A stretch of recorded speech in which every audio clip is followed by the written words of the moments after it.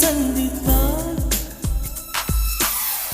நான் என்று சொன்னாலே நான் அல்ல நீதான். நீ இன்றி வாழ்ந்தாலே நீர் கூட தீதான். உன் சுவாச காற்றில்